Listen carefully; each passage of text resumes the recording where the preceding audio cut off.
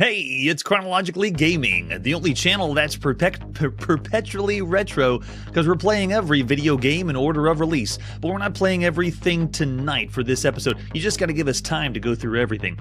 Join me in the middle of November 1982.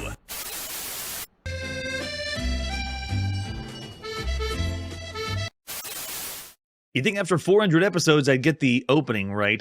Welcome to the middle of November 1982. We were last on the Commodore VIC-20 playing Antimatter Splatter. Let's see what our next game is. Our next release takes us to the Sinclair ZX Spectrum. This is Battle of Britain, not to be confused with RAF Battle of Britain for the Atari home computer, Apple II, and TRS-80. This is a completely different game. This one is only available on the Sinclair ZX Spectrum. Wait a second, that's the later box, not the one we would see right now.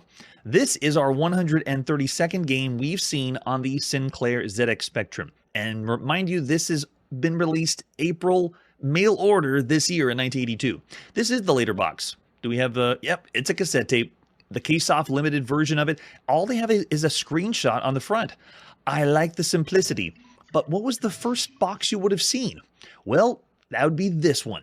This is by Microgame Simulations and Robert Erskine. The second time we've seen this duo. The other one was Kingdom of Nam on the show. So the front of this box lets you know a little bit, sort of, what we're doing. Does everyone have an idea of what kind of game this is? It looks more like a shooter, actually, from this front of the box. Besides the box itself, the ad you would have seen in magazines at the time tell you it's One Day in Summer 1940. Reports coming in of an enemy bomber squadrons crossing the English coast, target unknown. Another game by Microgame Simulations. It sounds like we would have seen more by them, but not really. This is all we got so far. So this one was only £6 because if you were gaming or micro computer gaming in Europe right now, everything's super cheap. You got to be really, really cheap to release your games. It's a tense game of strategy for one player only. And there's our cassette tape that we're going to play on our Sinclair ZX Spectrum. Whether it's the first release or second release, we have a homebrew manual. It's not even a real one. It's September 1940. Fighter Command faces its toughest test. Reserves of aircraft trained pilots are at a low ebb. Your job is to use limited resources, defending London from German Luftwaffe. Full command list given. Press K to see the list, and we will use that command list. At least that must have been their later release. Yeah, so Microgame Simulations and then Ksoft were the ones that brought us this. Let's pop it and play Battle of Britain. It is November 20th, 1982. Brought to us by Robert Erskine. Way to go, Robert. All right, Cambridge, England. Do we want sound? Of course we do. We didn't get the Sinclair ZX Spectrum if we didn't want that. Do we want instructions? Yes. Yes, we do. Oh, man, we have a wall of text. 9 German bomber squadrons, fighter escorts, are flying by varying routes to one of the 3 possible targets. As commander of the 9 RAF squadron, your mission is to intercept the enemy before they reach their target. Last known positions of the enemy are plotted on the map and present your own positions. Enemy squadron routes need to be intercepted. Your squadrons can be scrambled. Yeah, we have just lots of information text. You can read it at your leisure, but here is your lore if you're wanting lore for a strategy video game. The context is World War II. We played plenty of video games where we're playing in a historical context. This game was written entirely in BASIC. Only block graphics, simple beeps. It allows you to direct the RAF defense against the Axis air blitz in London in 1940. It takes place on a 31 by 20 map using letter coordinates represented by each of the 620 squares on this map. We're going to be communicating with our squadrons, telling them where to go. All right, yeah. More text. More. And this is what we need to know. So memorize these commands because you'll be using this whenever you play the game. And of course, we want to get back to this list, so don't forget about K. But that shows us what we are. British is blue, German is red. When we're in combat, we flash just like that. It's using the character set mode. If 100 bombers reach their target, you will have lost. Do you want to change this number? Yeah, you can actually use this as a difficulty lever, but we'll just say no. We do not want to change it. And we begin with urgent news, breaking. Fighter command. This would be the slowest part of the game, waiting for the crawl of text at the bottom of the screen to come out. Oh, I know, right? No blue screen of death here. That doesn't even exist right now. So communications are going to come out. This, ladies and gentlemen, is the very first real-time strategy game for the Sinclair ZX Spectrum. And real-time strategy is kind of a loose term because it's slow. It's a very slow game. But if you just sit here and don't do anything, you'll lose. All right, so you can see nothing's happening right now. You can hit enter a command for tallies to move your squadrons around. That's all the numbers that are on the screen right now. So if I want to do, see how it kind of flashed for a second? That is enemies or raiders are coming in, and you're supposed to make movements.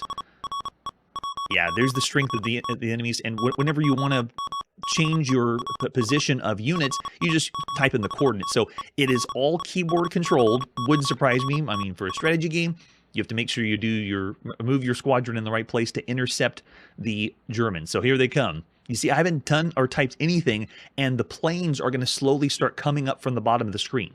So it is a real-time strategy in the sense of right now, but it is really slow. All right, so what command do we want? Let's go ahead and do D. Oh, I want J, right? Okay, there we go. Give me the command. Scramble, squadron, squadron on preset control, return to base, display the instructions. So if we want to move a certain target, we need to push S. And we have to wait for the text crawl. There it is.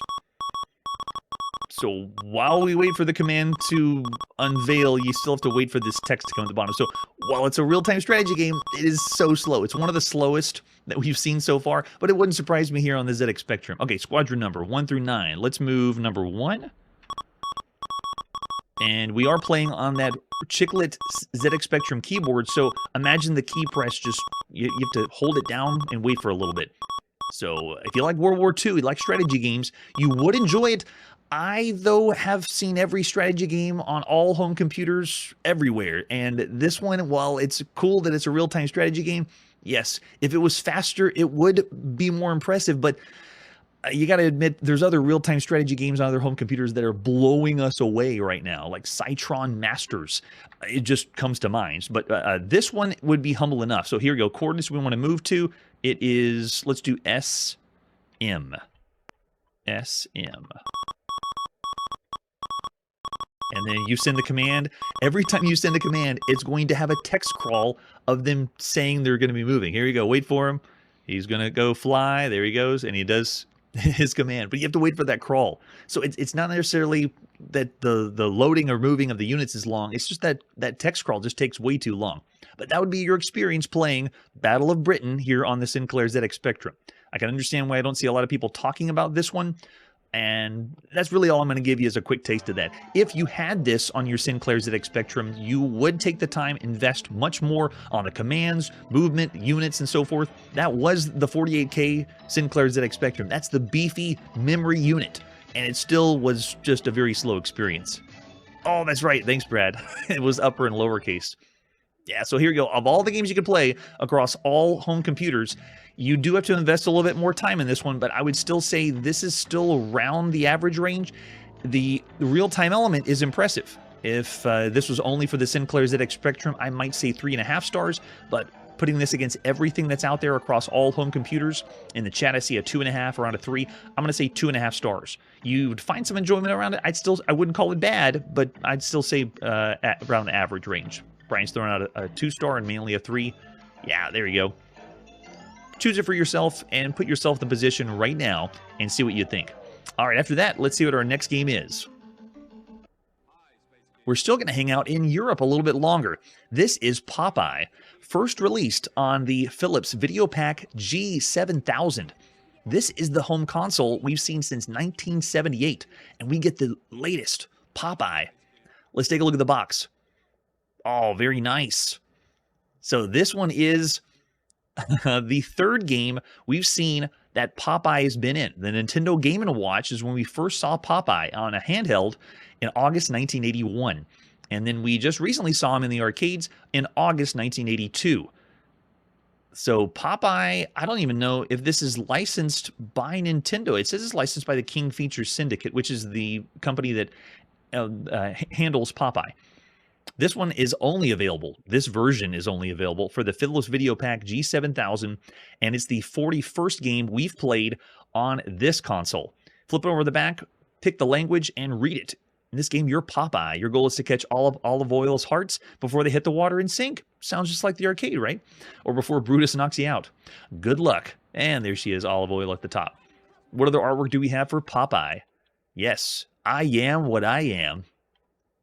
Besides the box, there's the Philips Videopac cartridge, handle and everything included right here.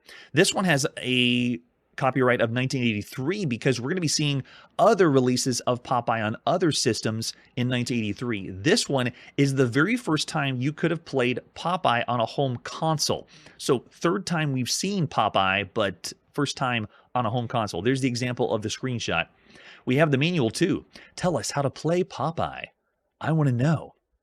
All the languages, because this was not ported over to the Magnavox Odyssey 2, and you might figure out why when we start to play the game. This was only available in Europe, at least this version was. Parker Brothers did this one. It's the 6th game we've seen by Parker Brothers. They've done lots of stuff on handhelds, but on consoles, it's the 6th game we've seen. They did Star Wars that we saw on the Atari 2600. They've done Frogger on Atari and the Philips Videopac, and we saw Amadar and Spider-Man. This one is Nintendo. Look at that. I was looking for it. Nintendo of America. I'm so glad Nintendo had part in this one. This is the 41st game we've seen by Nintendo across all systems. That's it. Imagine a world where Nintendo has only done 41 games. They've done 15 arcade games. Donkey Kong has been home on the Atari, the ColecoVision, and the Intellivision. And Popeye, man, see, they had to release it on other consoles. If only Nintendo had their own console that they could put their game Popeye on. They should start working on that, and I think they are right now. All right, so here we go. How do we play? There we go. Yes, we're Popeye. That looks just like us. Nothing like the arcade. If you remember the arcade, the graphics resolution was through the charts. It was some of the highest you could see on any video game, and doesn't look anything like Popeye. Looks like all those character graphics that Ed Everett has done for the Videopac and the Magnavox Odyssey 2. There's our controls. We got an 8-way joystick. We can move around, grab spinach, pull sinking hearts out of the water. That's pretty cool. Punch bottles thrown by Brutus. Drop the bucket. They got the bucket here too? I gotta be able to try that. You begin the game with 3 Popeyes, or 3 lives. And the screen right here above my head is showing you what you see. That's the stairs. The stairs barely even look like stairs. I love it, Russell. Yes. In each round, Popeye has to win Olive Oil's affection, catching all of her hearts, just like you did in the arcade, but sort of. We'll see when we get in there. I'm so glad the manual breaks these down, because that's what the spinach looks like. There's the elevators. There's the hearts. That's right. They're really minimalistic artwork here on this show, or this game. There's the platform and what the bucket looks like. Brutus, though, that's a really large character for the Philips Videopac. You can play a 1-player game, and Brutus is controlled by the computer. Watch out for him. Make sure you can not let him knock you in the water. If you play a 2-player game, the second player gets to control Brutus. That's right. You can control the bad guy and run after Popeye. That is one of the highlights of this game, the 2-player version of it. So cool effect there. There's the scoring. Got to know what that is here in November 1982. And that's how you play some Popeye. Let's pop it and play. This is brought to us by Parker Brothers and Nintendo. It's November 20th, 1982. When we boot it up, tells you that we're in Europe right now, right? He does kind of look like the 2600 ET. So you push whatever game mode you're going to be on. I'm going to play the first game mode. And as we begin, Olive Oil's at the top. Oh, look, she has a little animation blowing a kiss for the heart. Nice. So I can move around. I have... Wait, that's my punch? Whoa, the first thing that I already noticed is the movement. The movement is not... I'm tapping the digital joystick, and Popeye, like, moves a frame. Can everyone see?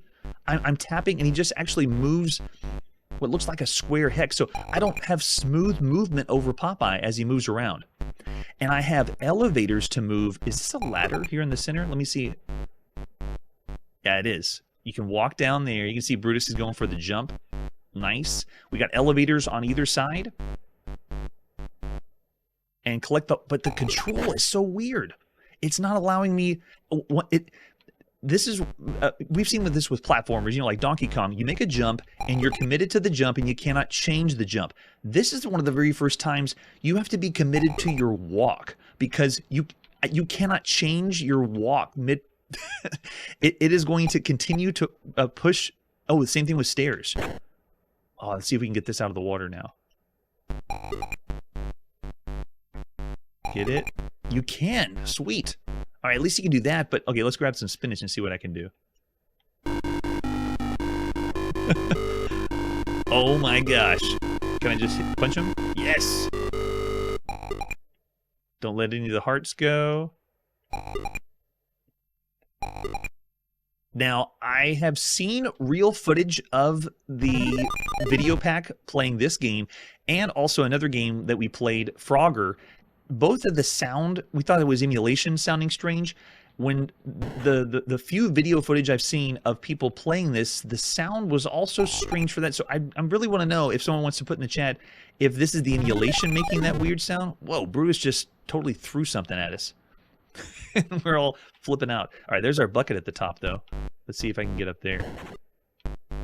Ride the elevator. Whoa, you have to commit to the elevator, too.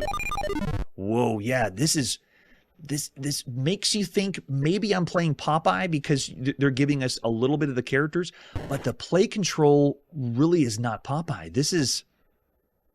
Like when I want to get on an I can't get on the elevator right now. Hold on. Hold it. Get me on. No? Maybe you punch your way on? What? It won't let me go on the elevator either. Oh, he's going for the jump. All right, let's go down the stairs.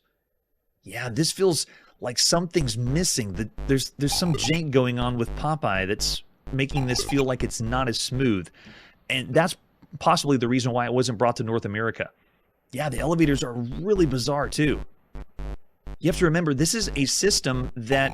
Well, I guess we could say the same for the Atari 2600. This came out in 1978 originally. You know, it was made to play Pong-like games or tank games, you know, kind of like the Atari 2600. But this one is not responding for with the way that you move Popeye around. It just doesn't feel as smooth. It's rough. It's really rough. If you want to experience the jank yourself, you'll understand what I'm going through here. So yeah, very different from the original arcade version. It's like an homage to the arcade version. It's modifying the game to play as well as it can. I like that they included some things like picking up the hearts out of the water, but yeah, it's rough. It's really hard to play. Yeah, because if Popeye comes at us, if I've already been starting to walk toward him, I have this, it feels like a square or a hex that I can, that I have to stay in. Like right here, this movement, moving back and forth, I cannot do quick movements. It's very, very stilted. Now, mind you, we've already seen some very good platformers like Pickaxe Pete on the Odyssey 2 and the Philips Videopac. And that one gave you so much freedom. It felt like you were being able to play even better than Donkey Kong in the arcade. That's how good it was. So this one should be better. But Popeye doesn't run around and jump in places. You know, he only punches his way. But even your punch animation right now just feels so limited. Yes, and this right here is the only level. The only difference you'll see is the bucket sometimes appears at the top, like you saw. But they don't really modify or change anything. What you see here is the only part of the game. No, why don't you go on the elevator? Popeye, save yourself. How do I get on the elevator? What? I don't know how to... see, before he was walking on, and I wonder if it's only in certain places you can walk on or off. This is so weird. And look, if Brutus comes over, I'm just dead. That's it. I'm totally out. That's crazy. This is supposed to be an 8-way joystick, and it just feels like I'm controlling something even more simplistic. Yeah, is it bugged? Or maybe it was released with bugs, and that's why it didn't come to North America? Very crazy. So it is based on Donkey Kong originally, There's a little nod to how this plays with Donkey Kong, but not really. It's the 33rd Donkey Kong variant we've seen up to this point. And so this one's one of the lower Donkey Kong style games, or arcade platformers that are like this. But this one, when you consider all the games on other consoles right now, it's going to be low, really low. So if I'm going to work you in our rating of all the games we've seen so far on all consoles, I'm going to start with Beauty and the Beast that we saw on the Intellivision. That one was a very well done arcade. What? Why didn't he go on the elevator? Man, Brutus is destroying us. And then we also saw Fast Eddie on the Atari 2600. That's another fairly average, platformer that you would play right now on consoles. But then you see Donkey Kong on the Atari 2600. I would say Donkey Kong plays not as good as Fast Eddie or Beauty and the Beast, the Atari 2600 Donkey Kong. Then we also saw the Epoch Cassette Vision's Monster Mansion, which was based on Donkey Kong. That one I said was still less than average, like a 2.5 star video game on console right now. And then we also saw on the Atari 2600 King Kong. I'd say that one was a bad game. And Donkey Kong on the Intellivision, I'd say, is a bad game, 2 stars. But below even that, we played a game called Airlock on the Atari 2600. Airlock was about a 1.5 star.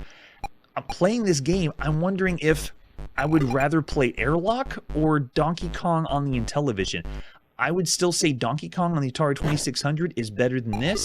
I would say that maybe King Kong is better than this, but barely. So this is an interesting take on the video game because I love Popeye, but this version of the game is way low. Yeah, I'm looking over the chat. Oh man, we got lots of low ratings. 1.5. Yeah, it was 1982 when this is the first time you would have seen and be able to play this game. But yeah, lots of 1.5 stars. So that's around the same range that we gave Airlock when we played it. Yeah, I don't know.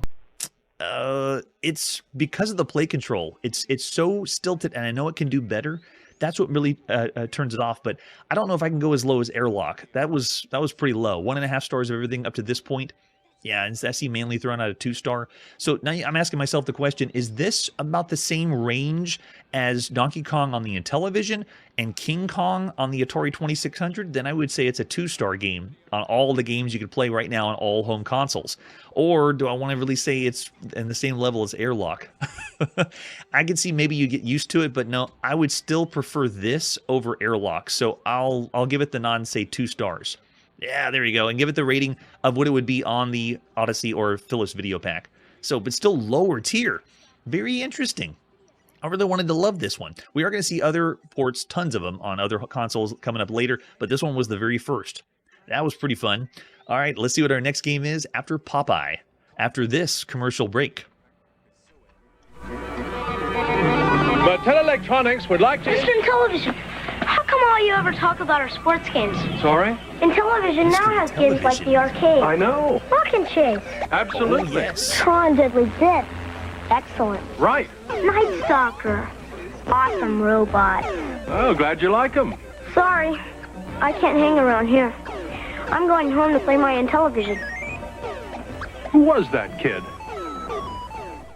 He obviously didn't see E.T., I guess. And what was the point of it being there? That was a total cameo. Let's get the kid on the commercial so we can sell some Intellivision games. It's time to play the latest on the Mattel Intellivision. This is USCF Chess, not just chess. That is what it was called before. When it was originally released, I think, or possibly going to come out, but didn't really come out. This is the first time you could have seen USCS Chess on the Mattel Intellivision. Here's the box. Epic, awesome. Man, I love the Intellivision boxes. Hugely collectible. This one is only available on the Mattel Intellivision, and it is our 49th game we've played so far on this console. So good. Man, makes you want to play chess, right? On the back, they give you an example of a screenshot, and this has lots of features. For a home console chess game, get ready to blow your socks if you want to play some really good chess. This is by Mattel Electronics. They made this in-house. It is the 64th game that Mattel Electronics has done that we've seen on the show. They've done 40. This is the 42nd game that they've done on the Intellivision. So remember, there's 49 games total. Intellivision's done 42 of them so far. What other artwork do we have for USCF chess? Oh, there we go. The original box, if that was a real box or a fabrication. So before it was called USCF chess, it was just chess. There it is, yes. So far, Mattel Electronics has done 9 games on the Atari 2600 under the M Network logo. And this was done by Russ Ludwig, the first game we've seen by Russ. Way to go, Russ. Yeah, besides the box, we have the fabrications or unfabrications of the box. This one has 2 overlays. You need to play with 2 controllers. 2 hand controllers, because one of them has options for the overlay and the other controller has different options for the overlay.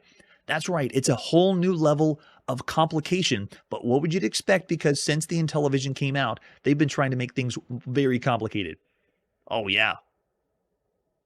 Oh, is that right, Marshall? Yeah, I'm looking at blueskyrangers.com for these releases. This is the release of USCF chess, so that would make sense. They lost the license and then they converted it to just calling it chess.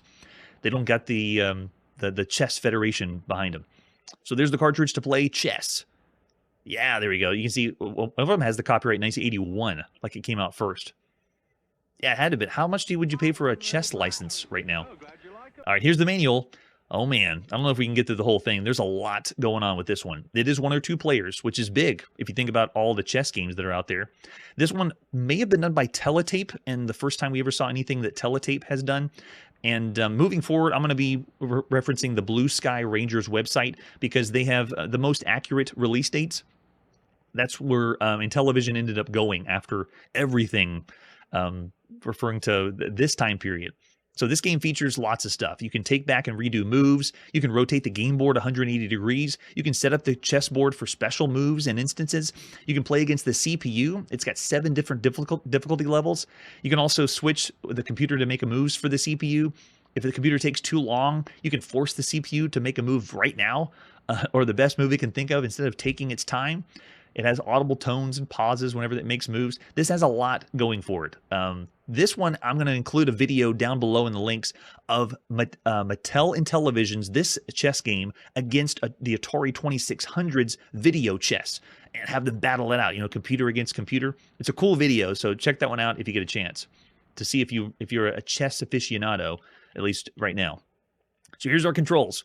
You need both controllers because this is going to help you control everything. Look how many options this is. Just bask in this. Actually, you can't even see it all because it's taking place on the other side. This is insane.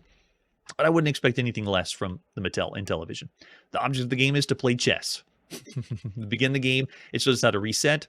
You can change the game mode between player versus computer, player versus player, or computer against computer demo. You can see the computer just play chess against itself. Yeah, lots of different modes, skill levels to choose from. It breaks down all the skill levels here. This is awesome. It's also using an interface of like a point and select, pick up the piece and drop the piece using your hand controller. So cool. Done very, very well. And like I said, this manual is huge because this has the most options we've seen for chess on a home console. So the 7 difficulty options, the ability to use a pointer to move your pieces.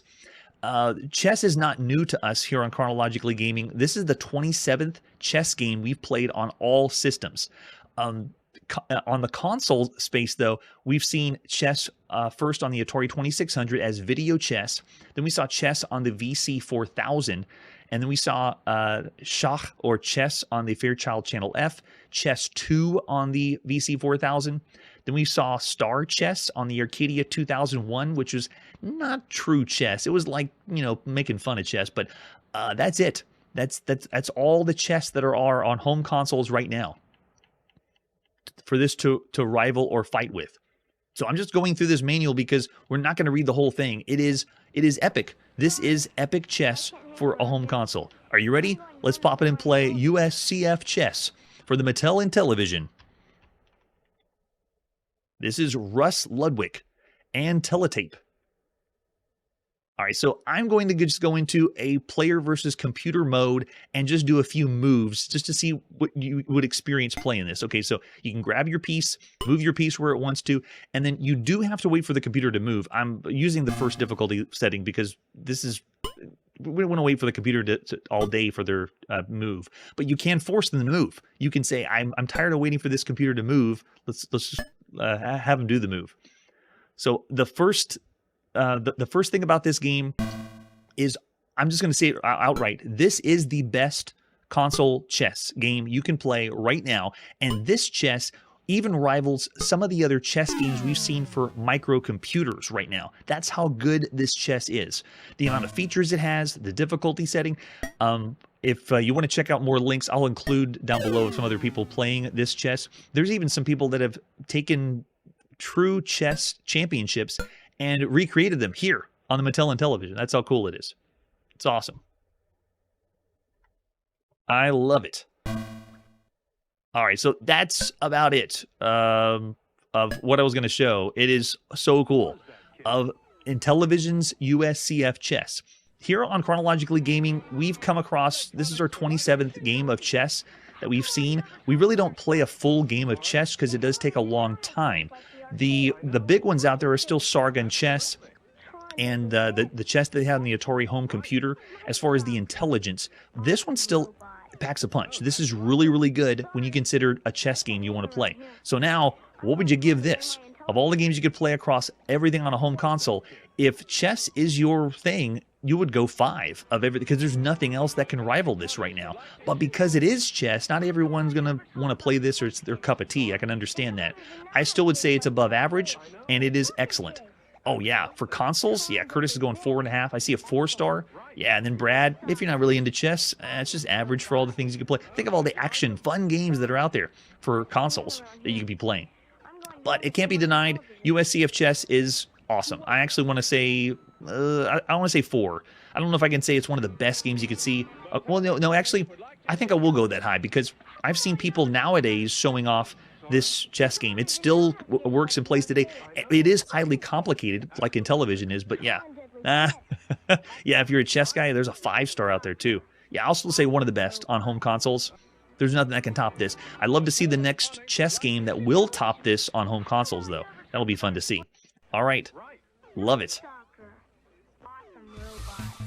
And that's where we got to put our video game playing on pause, or showcasing on pause.